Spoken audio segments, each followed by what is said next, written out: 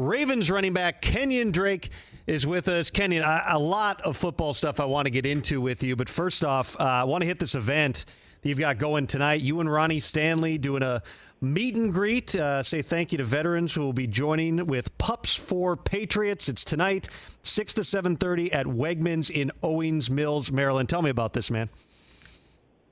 Yeah, thanks for having me on, Tom. And yeah, it's just an event kind of saluting the Patriots and the things that they, or the veterans, I would say, for what they, do for us, overseas and, in their own way. And, bringing Pups and Patriots together, especially people that suffer from PTSD. Dogs, when I have two of my own, are, obviously just a joy to have in your world, and to kind of provide a service to them by, bringing them together with Pups, just kind of give them the ability to kind of overcome whatever they may be, going through from the things that they have experienced in their life. So, it's a great event over at Wegman in Owings Mills, Maryland, and I'm excited to be a part of it with my fellow teammate, Ronnie. That's phenomenal, man. Great on you for doing that. Let's talk about your team here. You guys have had leads in every game this season. Obviously, a couple of them got away from you early, but it seems like the Ravens are gathering some momentum here. What's allowed you guys to do that? We had a lot of confidence in ourselves, first and foremost. The losses that we had earlier in the year just kind of prepared us for this stretch that we want to continue to be on. Obviously, we just came from a great win on Monday night. We have a bye week now, so we can kind of refresh and revamp and get people back that were injured.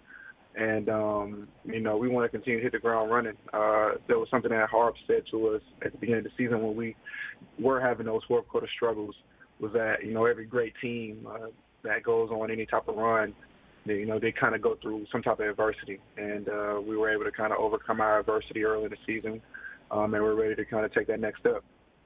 I don't know how much of it all you knew Lamar personally before you joined the Ravens, but watching him up close every week, and also knowing, you've been in the football business for 7 years. You know that contract stuff can weigh on certain people. Lamar, it clearly does not. He does not seem to care. He's playing it out on a final deal. He may be headed for franchise tags and whatnot. What just jumps out about him to you, not just in terms of what he does on the field, but just the person that you see on a day-to-day basis? Yeah, he's a very, very unique player, obviously, but even more unique person. He is who he is. And that's what I respect about him the most. Like, day in and day out, no matter the circumstances, no matter the noise going on around him, he's going to be who he is. And he continues to impress me more, off the field, like you said, with, the contract situation that he has going on. I was in several, I guess, really contract situations of my own from the 2019 season when I was with the Dolphins. I got traded to the Cardinals, and the following season when I was on a 1-year transition tag with the Cardinals. And I can tell from my own personal experience that it was definitely pressure. I put pressure on myself, and to go out there and just try to, perform, it just is what it is. And with him, he's on a whole nother stratosphere in terms of, the pressure around him to go out and succeed and lead this team. And he's just him. And, I continue to be impressed by, like I said, the player that he is, but even more about the man that he is, that he continues to, just be him and go out and, play this great brand of football that, we've all come to enjoy.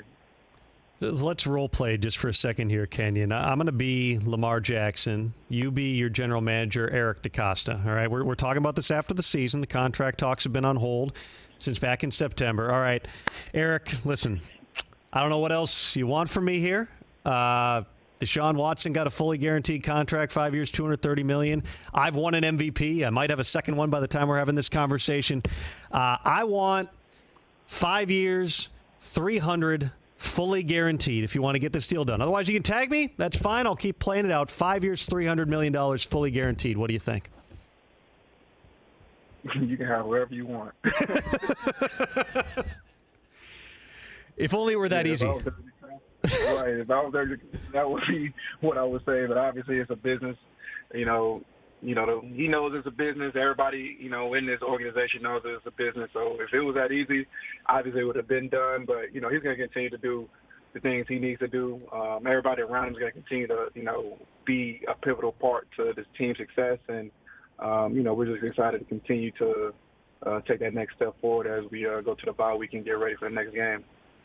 Ravens running back Kenyan Drake is our guest. I was thinking about this earlier today. I think I interviewed you on the field for NFL Network in Miami. It had to have been maybe 2018, 2017 or 18, somewhere in there. And you've been, obviously all over the place since then, from Arizona to the Raiders to now the Ravens. And yet, when you're given the opportunity in all those places, you seem to produce. Like, what? I know it's hard when you're in the middle of it to kind of reflect on your career, but what's this been like, this journey of kind of being this hired gun that every fan around the country about week 4 goes, man, I got to pick him up in my fantasy leagues. He's doing it again. I'm just me at the end of the day. I feel like the things that you can't control, you go out there and you make the most of it. And the things that you can't control, you allow those things to kind of manifest into what you feel like you want them to be, in a sense. I don't know how to really explain that any better. I understand who I am as a person, as a man, and I understand that at the end of the day, it's a business. I won't necessarily, my skill set, ironically won't necessarily fit in every single thing, in terms of like every team's scheme and what they think of me and, how they want me to go out and produce. But when I get on the field, even since I was at Bama, you know what I mean? Like, we had so many weapons there. And whenever I touched the ball, I wanted to make an impact, even without the ball as well. And I just, any type of opportunity I get, I go out there and I make the most of it in terms of just being who I am, putting my footprint, my fingerprint on the game. And I love this game. I love every opportunity that I get. And, I try to show that in every way on and off the field. And I just, want to continue to do that for as long as possible. Your situation was a little bit unusual with the Raiders in this offseason, where you had that big guarantee for this year. New regime comes in. That's not uncommon. They want their own guys. They decide to move on from you. They try to trade you. Doesn't work out. You end up getting released. When you look at what's going on in Las Vegas right now, what do you think? It's hard for me to even speak on it because obviously I'm not there. I want everybody there to have as much success, as they possibly can. Of course, they're going through whatever they're going through because of, whatever, you know what I mean? Like, I haven't put too much merit or thought into what they have going on. I talk to some of the guys over there every now and then, and, they're worried about, specifically what they can do to help the team win, obviously. And, I hope that they can, continue to turn around. Because, like I said, I have a lot of love for, the people that are still there in that organization in general. But for me to even speak on it would be, above or beyond, what I can control, which, like I said, is something that I've tried to continue to merit on or, run my own race in a sense. So in terms of things you can control, you guys are a pretty good team right now. You're going into the bye. It seems like now you've had some unfortunate injuries, obviously, with Rashad Bateman being out for the season. J.K. has been down for a while now, but you guys are in a good spot at 6-3. When you look at the lay of the land right now in your division, in the conference, really in the entire league, where do the 2022 Baltimore Ravens stack up?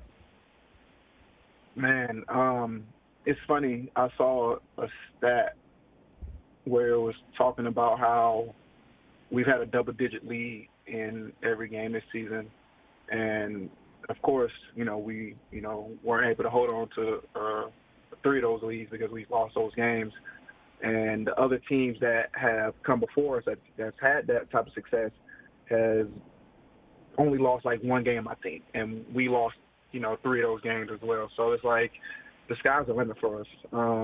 We want to, like I said, continue to get healthy. That's first and foremost, especially going into this bye week. And then taking it a game at a time. It's a season within a week in the NFL. So you can't look past any team, no matter their record. It's any given Sunday. I continue to just throw cliches out there. That's just what it is. I just understand that this team works hard. Understand that this team is going to, lay it out on the field. Offense, defense, special teams. We're a 3-facet team. And as we continue to kind of press forward, we're going to take it a day at a time, a game at a time, and try to make the most of this thing right here in 2022. Last thing for you before I let you go, Kenyan, is it strange looking at the college football playoff rankings and you got to scroll all the way down to number 9 to see Alabama in there? You know what? It's pretty funny because when you look at the identity as a team and the games that they've lost two tough games on the road against top 10 opponents. You know what I mean? And sometimes that's just how the cookie crumbles. I would love for them to obviously be undefeated and to continue to be their dominant self. But I mean, it's great and it's still fun to watch them continue to compete. And I'm excited to see how the season kind of continues to unfold because you never know. Both years that we won a national championship, we lost one game, and we lost 1 year against Texas A&M against Johnny Manziel when he had his Heisman run, and then the next time we won was 2015, and that was my senior year, and we had lost early in the season against Ole Miss. Both times we needed help, to get to the SEC championship, to get to the playoffs or BCS, championship back in my rookie year, my freshman year, and it all happened, but. 2 losses are probably a little difficult to kind of overcome, especially when you lost so late in the season against LSU. But, I'm excited to see how everything continues to unfold for them.